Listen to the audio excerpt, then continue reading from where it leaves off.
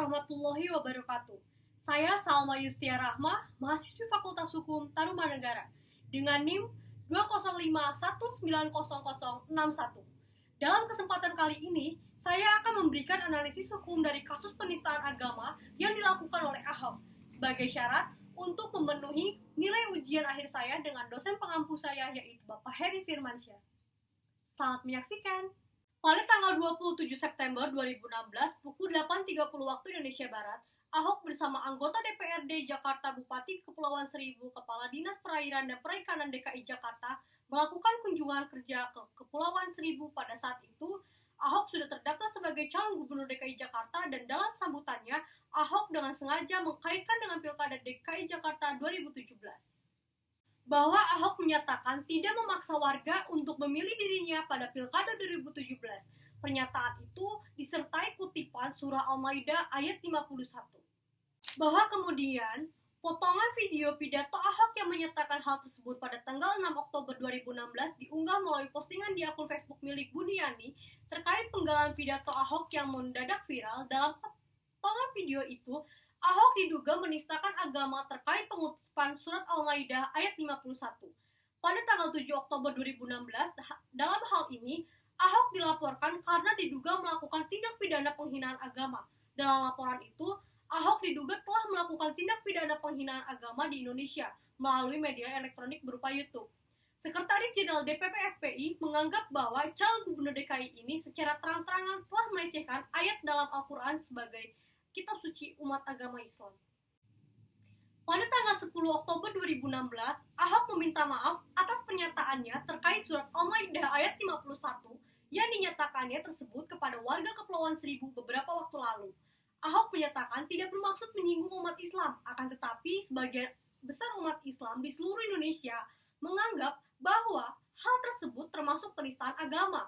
Pada tanggal 14 Oktober 2016, sebagian besar umat Islam melakukan demonstrasi dari sejumlah ormas di depan Balai Kota DKI Jakarta untuk menuntut agar Kapolri meminta tegas Ahok yang diduga telah melakukan penistaan agama terhadap agama Islam.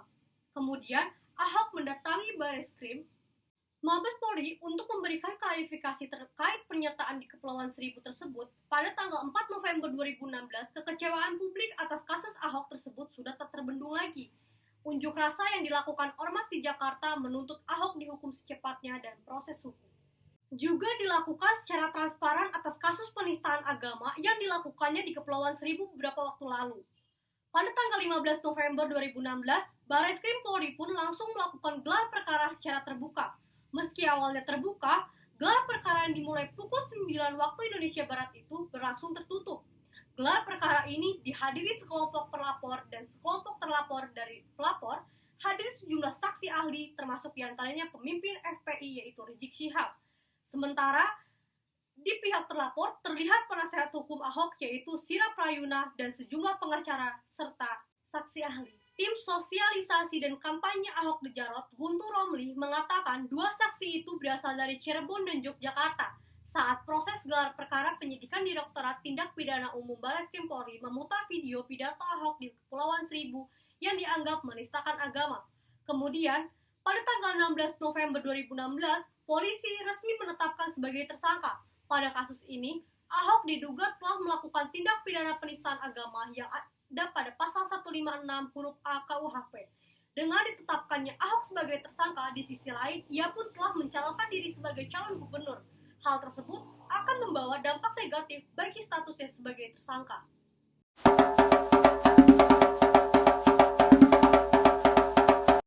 Apakah perbuatan penistaan agama yang telah dilakukan Ahok dengan menghina surat Al-Maidah ayat 51 pada pidatonya di Kepulauan Seribu dapat dikenakan ketentuan pasal 156 huruf A KUHP?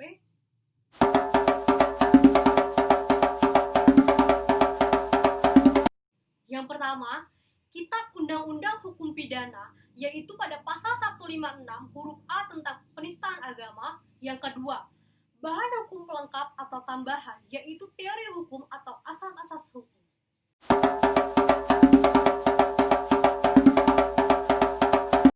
Analisa hukum dalam kasus ini yaitu, ketika Ahok melakukan kunjungan kerja ke Pulau Pramuka Kepulauan Seribu, Ahok adalah sebagai calon gubernur di Pilkada DKI Jakarta 2017.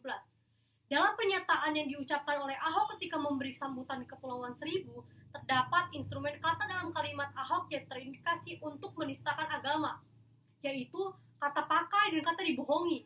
Dua instrumen kata ini diikuti oleh objek kalimat yakni Surat Al-Maidah ayat 51. Ayat kitab suci yang disandingkan dengan kata dibohongi, Ahok dengan sengaja menyatakan seolah-olah pemeluk agama Islam adalah orang yang membohongi dan membodohi dalam penyampaian kandungan Surat Al-Maidah ayat 51. Dan berdasarkan pernyataan MUI pada tanggal 11 Oktober menyatakan bahwa hal tersebut merupakan penistaan terhadap agama Islam. Dalam pasal 156A huruf A KUHP yang menyatakan bahwa dipidana dengan pidana penjara selama-lamanya 5 tahun, barang siapa dengan sengaja di muka umum mengeluarkan perasaan atau melakukan perbuatan yang pada pokoknya bersifat permusuhan, penyalahgunaan, atau penodaan terhadap suatu agama yang dianut di Indonesia. Berdasarkan pasal tersebut, maka barang siapa dengan sengaja Ahok ketika melakukan kunjungan kerja ke Pulau Pramuka, Kepulauan Seribu adalah sebagai calon gubernur dalam Pilkada 2017. Dalam sambutannya dengan sengaja, Ahok mengkaitkannya dengan Pilkada DKI Jakarta 2017 dan menyatakan bahwa jangan mau dibohongi oleh Surat Al-Maidah ayat 51. Di muka umum, hal tersebut disampaikan oleh Ahok dalam sambutan kunjungan kerja ke Pulau Pramuka, Kepulauan Seribu yang dihadiri oleh masyarakat. Jika delik tersebut diuraikan, maka ada 4 jenis tindak pidana. Yang pertama, permusuhan, penyalahgunaan, penodaan, dan mengajak orang tidak menganut agama yang bersendikan Tuhan Yang Maha Esa. Dilihat dari aspek kesejarahannya, delik tindak pidana antara huruf A dengan B masing-masing berdiri sendiri sebagai tindak pidana sebagaimana yang dimaksud huruf A dikenal dengan tindak pidana penistaan agama, sedangkan B tindak pidana mengajak orang menjadi ateis atau tidak beragama, sehingga dalam huruf A tidak perlu menimbulkan akibat, berbeda dengan ketentuan huruf B yang harus menimbulkan akibat, yaitu mengakibatkan orang tidak memeluk agama apapun. Ada 5 unsur delik dalam pasal 156A huruf A. Yang pertama, barang siapa, 2. sengaja, 3. di muka umum, 4. mengeluarkan perasaan atau melakukan perbuatan permusuhan, penyalahgunaan atau penodaan, 5. kemurnian ajaran agama atau pokok-pokok ajaran agama.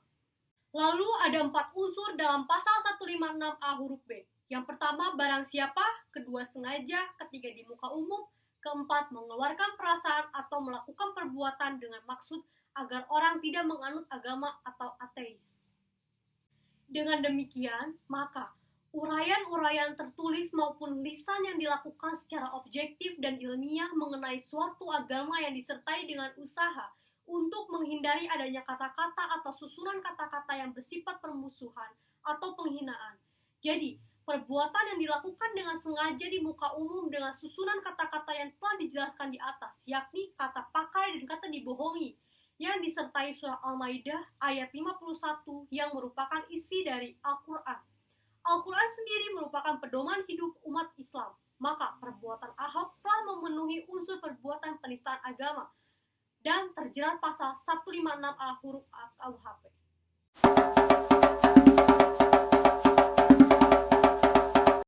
Bahwa setelah menguraikan analisa di atas, maka disimpulkan perbuatan Ahok dapat dikategorikan sebagai perbuatan penistaan agama yang terdapat pada pasal 156A huruf A Kitab Undang-Undang Hukum Pidana.